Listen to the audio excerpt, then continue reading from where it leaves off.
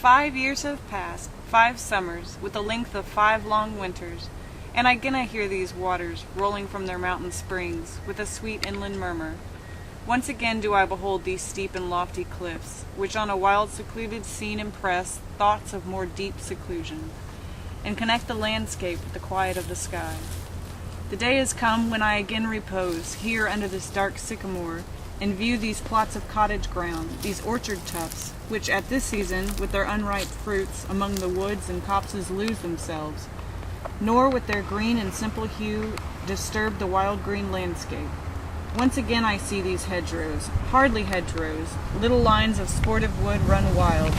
these pastoral farms, green to the very door, and wreaths of smoke sent up in silence from among the trees, with some uncertain notice, as might seem, of vagrant dwellers in the houseless woods, or of some hermit's cave, where by his fire the hermit sits alone. Though absent long, these forms of beauty have not been to me as a landscape to a blind man's eye, but oft in lonely rooms,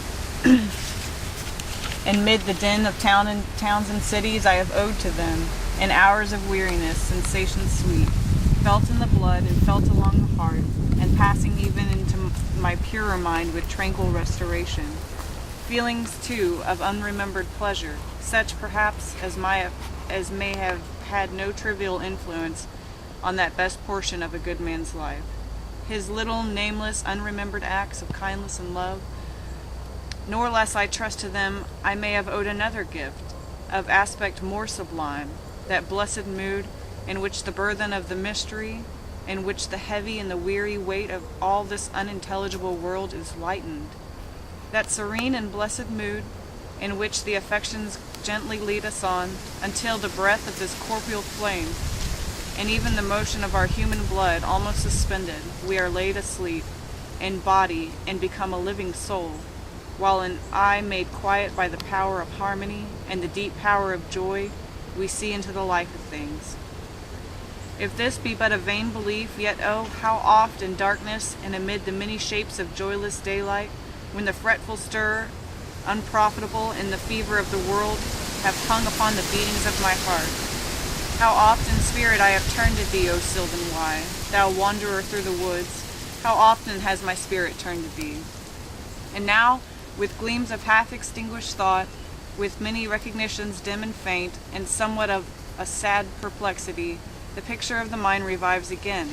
while here I stand, not only with the sense of present pleasure, but with pleasing thoughts that in this moment there is life and food for future years. And so I dare to hope, though changed no doubt from what I was when I first came among these hills, when like a roe I bounded o'er the mountains, by the sides of the deep rivers and the lonely streams, wherever nature led, more like a man flying from something that he dreads than one who sought the thing he loved. For nature, then, the coarser pleasures of my boyish days, and their glad animal movements all gone by, to me was all in all. I cannot paint what then I was. The sounding cataract haunted me like a passion. The tall rock, the mountain, and the deep and gloomy wood, their colors and their forms were then to me an appetite, a feeling, and a love that had no need of a remoter charm, by thought supplied or any interest unborrowed from the eye. That time is past, and all its aching joys are now no more, all its dizzy raptures. Not for this faint eye, nor mourn nor murmur, other gifts have followed. For such loss I would believe abundant recompense. For I have learned to look on nature, not as in the hour of thoughtless youth, but hearing oftentimes the still, sad music of humanity, nor harsh nor grating,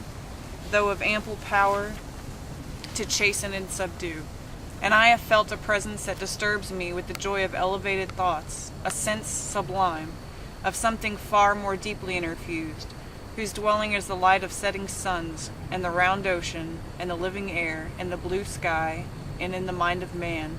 a motion and a spirit that impels all thinking things, all objects of all thought, and rolls through all things. Therefore I am still a lover of the meadows and woods and mountains, and all of that we behold from this green earth,